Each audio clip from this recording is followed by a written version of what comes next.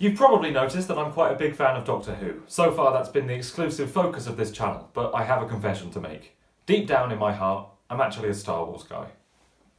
Maybe I need to redecorate.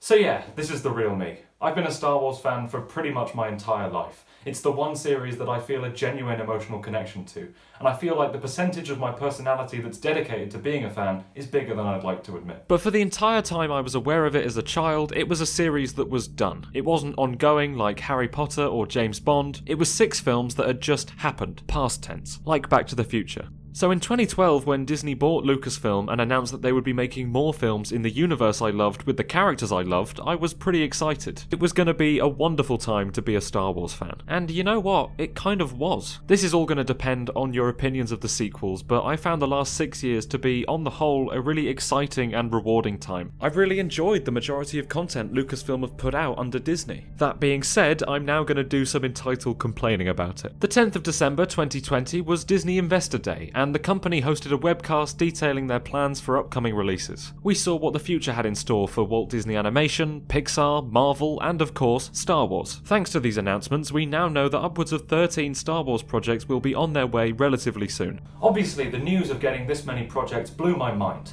Genuinely, I think that getting this much new stuff is always going to be a good thing. But as they started giving more information about each title, I became increasingly concerned about the direction they seem to be taking things. Specifically because I think this direction is backwards. This hesitation probably wasn't helped by what happened later that night, which is an incredibly dramatic way of saying that Kevin Feige came along and spoke about the future of his franchise. Now, I've been a Star Wars guy my whole life, and I feel like I always will be.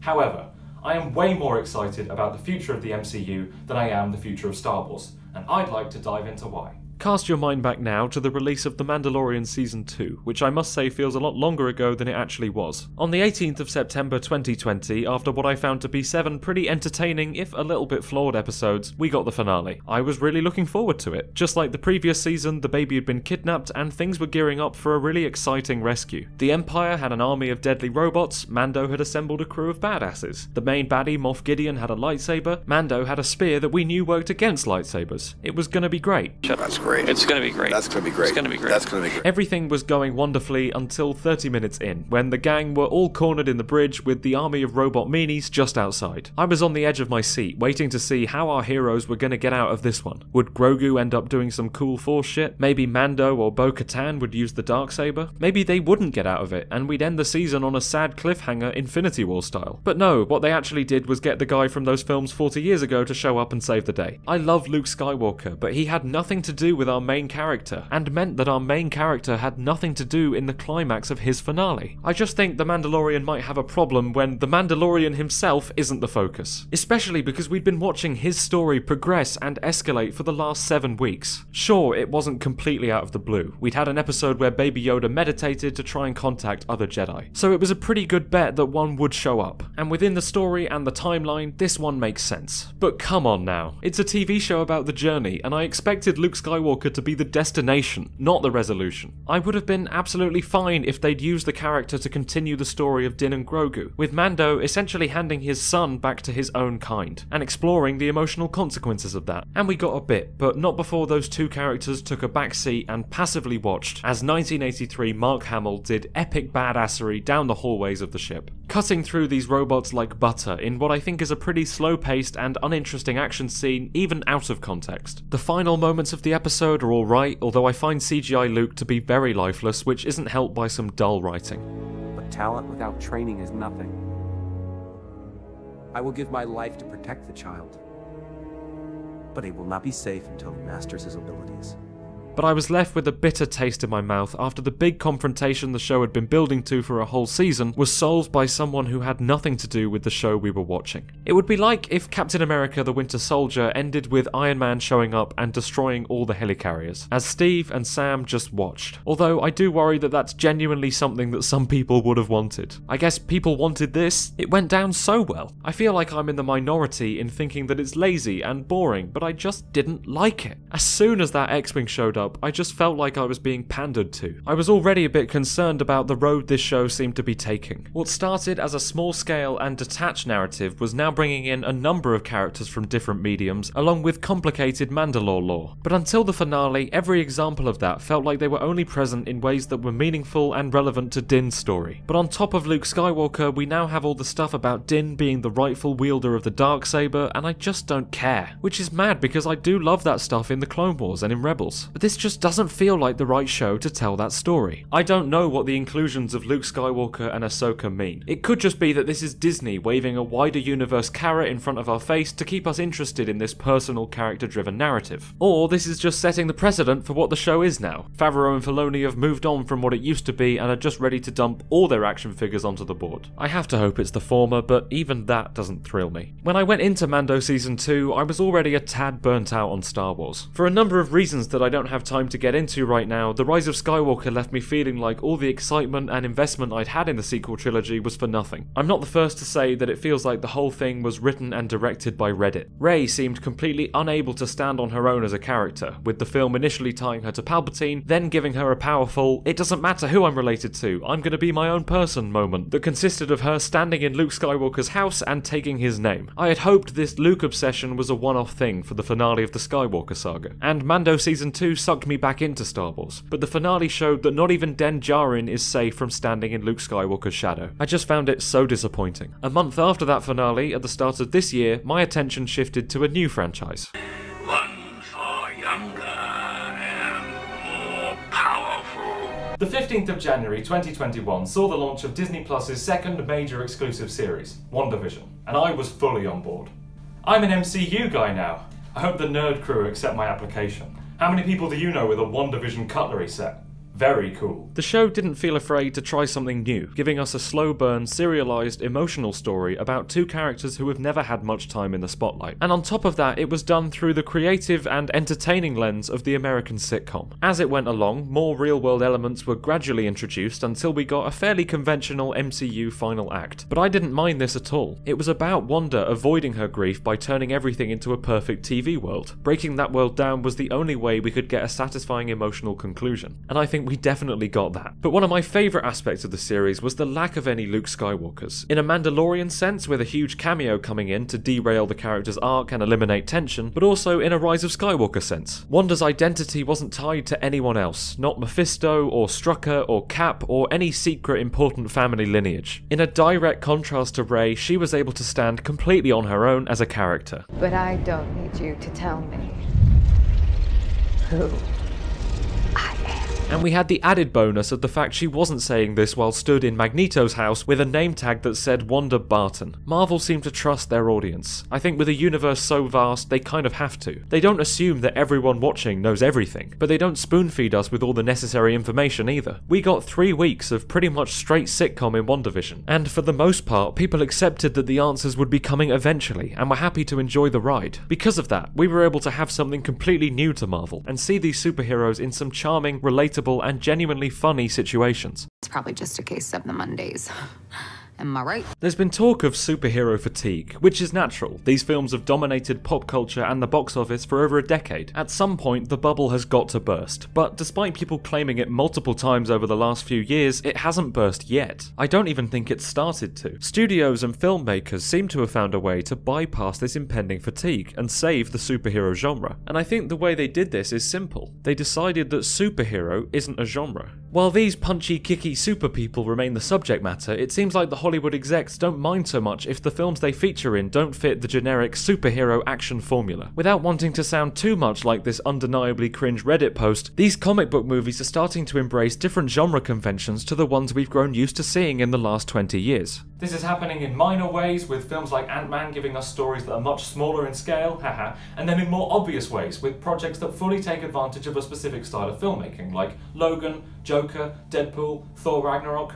New Mutants might be one of them, no one knows because no one's seen it. On the surface, they're all pretty much about the same kind of thing, but they're so different in genre that it's impossible to dismiss them all as just superhero stuff, even if you don't like all the films on that list, which I certainly don't. It seems like Marvel especially are not only trusting their audiences but putting faith in the creative people behind their projects, so they can tell the stories they want to tell in the way they want to tell them. This is great, and it shows they've learned their lesson after missing out on Edgar Wright's Ant-Man. Looking through their catalogue, it feels like they've definitely been starting to diversify a lot more in recent years. Now look at all the Star Wars films. They're all just Star Wars films. I thought maybe Rogue One was going to break the mold and go more into either espionage or war movie, and while there are hints of both, neither aspect is fleshed out a huge amount. Solo, despite being quite generic, is one of the only ones that feels a little bit different. The fact we just follow one character's journey on a small adventure with no real A story or B story feels quite fresh. Beyond that, it's all just been Star Wars. And going forward, there is a stark contrast in the type of project that each studio is planning. Marvel is fully embracing the chance to do weird and creative shit on top of their usual stuff. Even the more conventional properties are very exciting to me. Things like Falcon and the Winter Soldier and Hawkeye seem like great opportunities to slow down and focus on the more personal side of these characters and their lives. It will also be a good medium to explore the more day-to-day existence of people within the MCU, seeing the effects of these bigger films on regular people, and delving more into places like Wakanda, since we're getting some kind of new show set there. But then if you want to expand to newer frontiers, we've got Shang-Chi taking a more martial arts approach to the action. The Eternals seems like it's going to be completely unlike anything we've seen before in this universe. We're getting a Sam Raimi Doctor Strange multiverse film that's going to be scary and cool, and Danny Elfman, Taika Waititi, is going to keep bringing his improvisational comedy style of filmmaking to Thor, getting funnier and funnier because that man can do no wrong. Moon Knight is apparently an Indiana Jones-like story. She-Hulk seems to be some sort of workplace comedy. Baby Groot is having a series of shorts. The Guardians of the Galaxy are getting a holiday special. And also, we're getting an animated What If series, showing how things in the MCU would have ended up if certain details had gone differently. And anyone that's been on this channel longer than a week knows that that is exactly my kind of shit. That's not even everything that's coming. I didn't want to turn this into a Kevin Feige-style presentation, shilling for the upcoming projects, but I did want to just get across how impressively diverse the future of this franchise is looking, because it provides a nice contrast to this. I don't really care about this stuff, and I'm me. Alright, maybe that's not completely fair. Let's look at all these upcoming things individually and see how we feel. I'll have to cover everything so I don't get accused of cherry picking. Obviously, we're getting more Mandalorian, which could either get back on track to its small personal storytelling or fully derail into becoming about the complicated planetary politics of Mandalore. We'll have to wait and see, but it's hard for me to be blindly enthusiastic. Lucasfilm looked at the success of this show, saw how people were praising the fact it explored a new era with new characters, and decided to give us a lot more of that. Not new eras and new characters, no. More of the same new era and the same new characters. Once I've said same, the word new feels a lot less accurate. On top of The Mandalorian Season 3, Favreau and Filoni are working on 3 spin-offs to the show, set within the same timeline. Ahsoka, The Book of Boba Fett, and Rangers of the New Republic, which was probably going to be about Cara Dune until Disney noticed that Gina Carano was, well, Gina Carano. These shows are going to interconnect and culminate in what Kathleen Kennedy calls a climactic story event, which is kind of interesting, but at the same time I feel like there's definitely potential for burnout if we're oversaturated with content from such a tiny window of this universe. This is 4 TV shows, maybe even at once. They seem to have decided that The Mandalorian is just primarily what Star Wars is now, and I don't blame them. It's a hit show and has hardly divided anyone in their infamously divided fanbase, but god damn, that's a lot of it. I worry that these shows will be nearly indistinguishable from one another tonally, aesthetically, and in the subject matter. I understand that Disney are probably looking for stability, but this strive for consistency and quality could easily turn into a dampener of creativity. And the fact it's 2 people spearheading 4 different series is a tad concerning. I feel like even the most gifted and creative visionaries would have their ideas stretched thin. And we don't have the most gifted and creative visionaries, we have Jon Favreau. Before you rush to the dislikes, I will say that Dave Filoni definitely does have an interesting and clear vision of what Star Wars is. But it's his vision. As much as I like it, I don't want the future of the series to be limited to just one person's idea of what it can be. I know there are some people who seem to think that because he made one solid thing, he should make every new thing forever, but I just can't get behind that. But it seems Kathleen Kennedy or Bob Iger can. The Bad Batch is the newest Disney animated series, and it's created by Dave Filoni. It's a direct spin-off / continuation of the Clone Wars. I say it's the newest, but the fact that its identity is so closely linked to this show that's been airing, albeit sporadically, since 2008 means that it doesn't feel very new at all. Nothing seems to be setting it apart from its predecessor, either stylistically or by genre, but its saving grace may just be the time period that it's set in, being immediately after Episode 3. What else you got?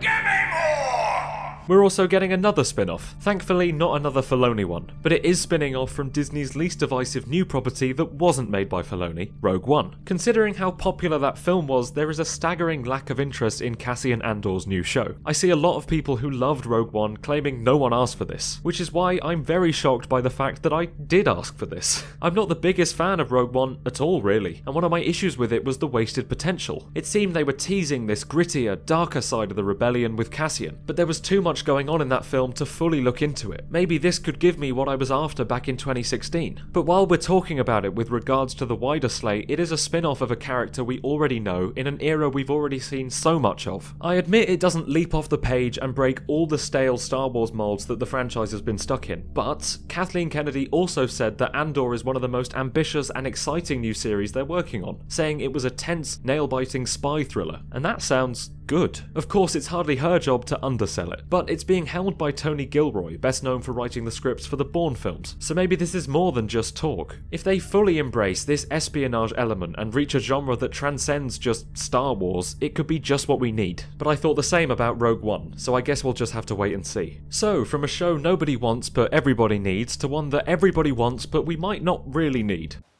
That's fucking Obi-Wan Kenobi. The dislike button is down there. I've probably earned it. Of course, I'm on board. It's fucking Obi-Wan Kenobi, played by Ewan McGregor. But at the same time, the production history of this series hasn't filled me with a huge amount of confidence. It feels less like they had a story they wanted to tell and more like they had a character they wanted to revisit, and desperately tried to think of a story for him. McGregor had been discussing this project with Lucasfilm for around 4 years before they announced it. It's gone from a movie to a series. The shape of the creative team has constantly shifted. Production was put on hold because they weren't happy with the scripts. It all seems a bit messy. Hopefully they're just taking their time to get it right. It definitely seems to be taking shape now, although with the addition of Hayden Christensen's Darth Vader to the cast, it seems like this shape is one that is quite predictable. I also think Obi-Wan Kenobi would stand out in this slate a lot more if it wasn't one of the many different Star Wars shows whose titles are just name of character. I'm not quite sure how I feel about that format being so prominent, just taking a popular character away from the context we're used to seeing them in and making them the focus. It can definitely work sometimes, but it's a bit of a strange model to become the default, and I worry it will mean each of them will end up a bit samey. Lando is getting a TV show as well. See my previous comments on Kenobi. We don't know if this is Donald Glover or Billy D. Williams or someone else. Glover feels the most likely, and I worry that the Solo ship has already sailed. Or sunk. I'm not too fussed about this one at all, but who knows. A Droid Story seems like it's essentially a tech demo, with Lucasfilm Animation and Industrial Light and Magic bringing their skills together. I'm interested in how it ends up looking, but we've seen so many wacky robot adventures with C-3PO and R2-D2 that the premise doesn't fill me with much joy. Despite my overall indifference to this slate as a whole, I really do think that each of these individual projects have the potential to be good, but I can't help but feel that so many of them are striving to meet the exact same type of good. And when everyone's super... no one will be. They all feel very safe, like small swings that will hit and people will go, yeah, that's pretty good, but nothing more than that. I think if this strategy of low risk, moderate reward continues for any substantial length of time, people are just going to get bored, despite how reliable it might seem in the short term. If they want to actually keep people interested, they need to take bigger swings, even if some of them are misses. Lucasfilm needs more diversity in its creative voices, giving us a better variety in people's visions for Star Wars. Oh, and you know what is doing that? Star Wars Visions. It's a series of animated short films that, according to Kathleen Kennedy, will celebrate the Star Wars galaxy through the lens of the world's best anime creators. This is the kind of thing we need. She literally says it will give a fresh and diverse cultural perspective to Star Wars. I'm not even sure if this will be my cup of tea, but I'm so glad they're branching out in style. This is one of the few things that feels completely new, although they do seem to be treating it as very much a side project. Hopefully it does well enough to convince Disney to let creative Star Wars storytelling out into the spotlight. As for Star Wars films, we know so little about what's coming up.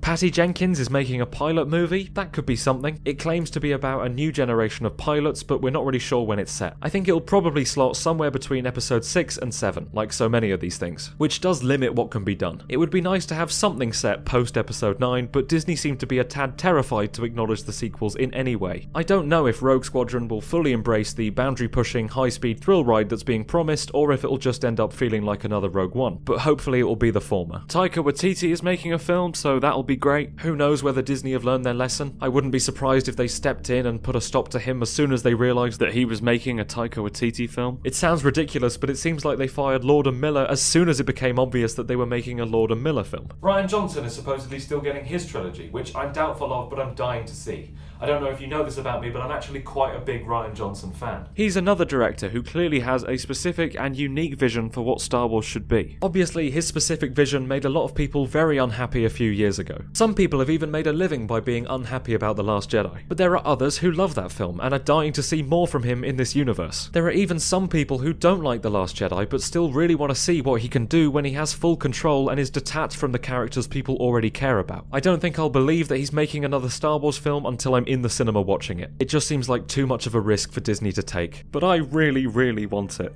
He's really good with structuring things and story, and then he's good at working with actors. So he has flaws in other areas.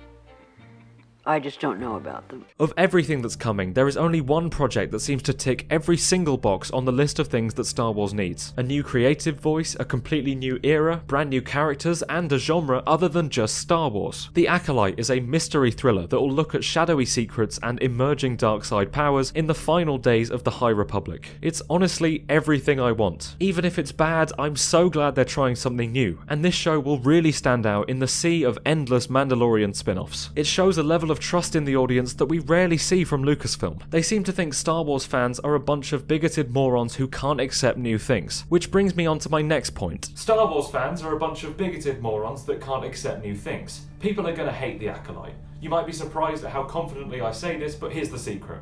They already hate it. Just look at this shit, man. It's unbelievably depressing. The Star Wars fandom is plagued by these awful people who make money spreading hate, lies, misogyny, racism, transphobia, and just feeding the confirmation bias of the people watching. There's literally no other way to explain why Brie Larson of all people has featured in 100 billion videos talking about fake behind-the-scenes Star Wars drama. As far as we know, she's not been attached to a single Lucasfilm or Star Wars project, but she's someone who these weirdos hate, or think they hate, so she's constantly being used for clicks. Unlike Zack Snyder, who recently commendably made an effort to distance himself from this toxic side of his fanbase, Disney and Lucasfilm seem to have decided that the best strategy is to ignore and in some cases pander to them. Members of these circles harass Lucasfilm employees involved in making the things they don't like, they dox the fans who call them out, and for the most part, Disney and Lucasfilm turn a blind eye. By refusing to take a stand against these people, they are choosing to indirectly stand with them. Right now, it seems like those are the Star Wars fans that they're afraid of pissing off, and are therefore aiming to please. This might seem unrelated, but the relationship between filmmaking and the online discourse surrounding it has never been more closely linked. So you can't really talk about the state of Star Wars without talking about the state of Star Wars fandom. I know I've also been pretty negative about Star Wars in this video, and I just want to make clear that I remain supportive and optimistic about the future of Star Wars.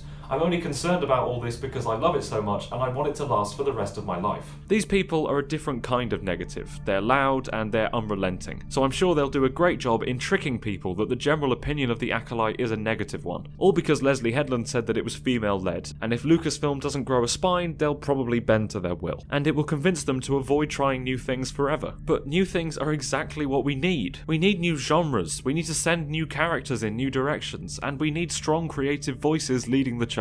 Every time it's been attempted, it's been squashed. It happened with Solo when they fired Phil Lord and Chris Miller for making the film too interesting, and it happened with The Last Jedi when the subsequent film that should have acted as a continuation and finale ended up spending most of the runtime fixing the previous film's decisions. When risks are taken, they're not always going to pay off, and Disney needs to stop treating it like it's the end of the world when that happens. Every mistake Lucasfilm has made so far has led to instant reactionary course correction, and every good decision has led to hundreds of attempts to replicate it. Neither have been properly thought out. They consistently take the wrong lesson away from failure and success. After the disappointing box office performance of Solo, they immediately put a pin in all ideas they had for the Star Wars story series, deciding that people just didn't want to see small-scale or standalone films in this universe. They didn't consider whether the terrible marketing or ridiculous timing had let them down in any way. Now, after the success of The Mandalorian, they've instantly greenlit 4 million new shows that are exactly the same. Despite what people say, Star Wars Wars fatigue is inevitable. I almost feel like it's already started. We're not at the point of no return yet, but something needs to change, and I think they need to look at Marvel for inspiration. In typical Lucasfilm fashion, they'll probably look at the success of Marvel and try to copy them in all the wrong ways. What they shouldn't do is copy the tone of the MCU, at least not across the board. They don't need to have a special MCU-style logo emphasizing that everything exists in a wider cinematic universe. They don't need Kevin Feige, and I don't think they need crossovers and interconnectivity. In fact, I'd rather they didn't. I'd like for Star Wars to have so many shows across so many eras and corners of the galaxy that crossover is nearly impossible. These shows being so closely linked to characters and films we've already seen really restricts the freedom. Linking them with each other at the same time only takes that further. Even the MCU seems to be reaching a point where the universe is so vast that the idea of everyone crossing over again seems silly. Post-Endgame, I don't really expect to see some of the more grounded characters come into contact with the ridiculously powerful cosmic characters. Something that the earlier stuff was criticised for was how the event films undid or disregarded the events of the solo films. You knew Tony wasn't really done with being Iron Man in Iron Man 3 because Avengers 2 was coming very soon. Characters couldn't go too far down a certain path without being pulled back for the next team-up.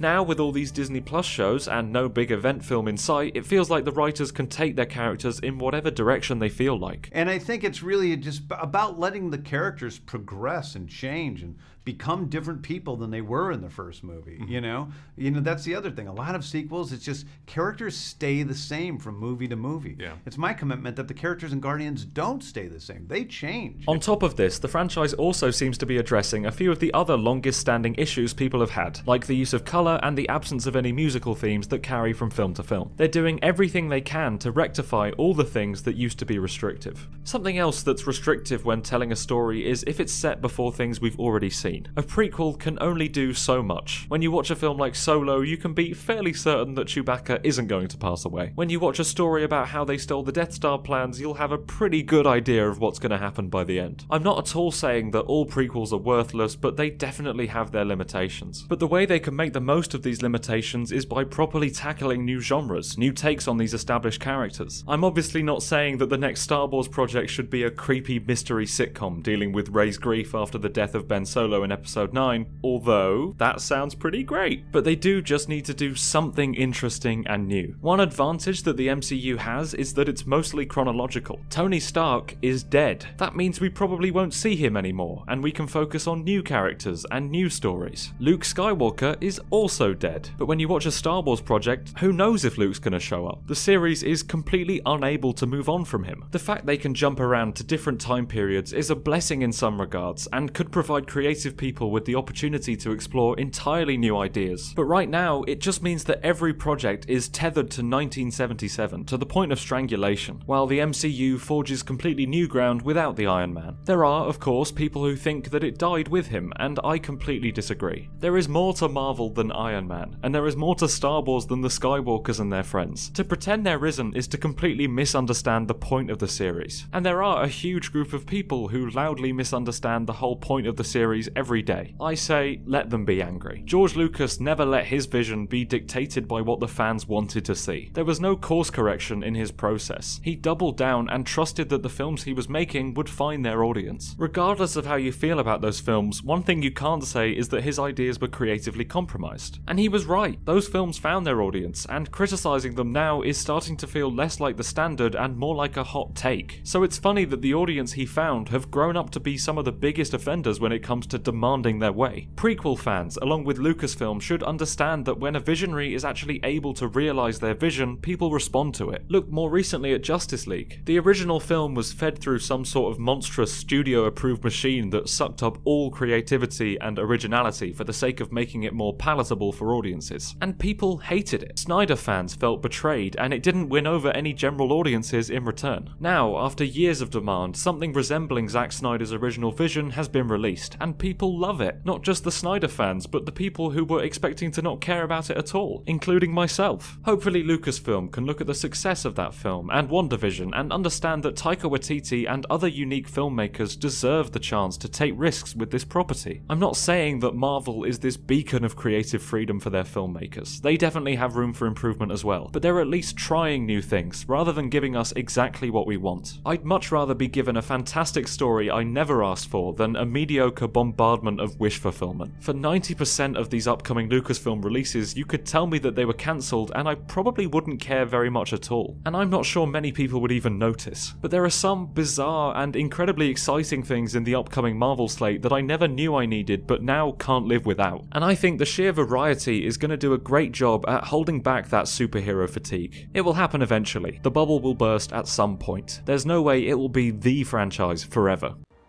But a thing isn't beautiful because it lasts. I think at this rate, the MCU will continue for a very long time. But if Star Wars keeps going down its current path with an infinite number of identical projects, people will get very bored very soon. Thank you for watching, I hope you enjoyed. If you did, please give it a like and let me know how you feel about the upcoming content for both Marvel and Star Wars. What projects are you most anticipating? Don't forget to subscribe to the channel if you're new. This is the first time I've branched out from Doctor Who, but it won't be the last. There will be a lot more exciting Star Wars, Marvel and other videos on their way very soon. A link to my Twitter and my Patreon is in the description. I'll see you in 2 weeks. Love you lots.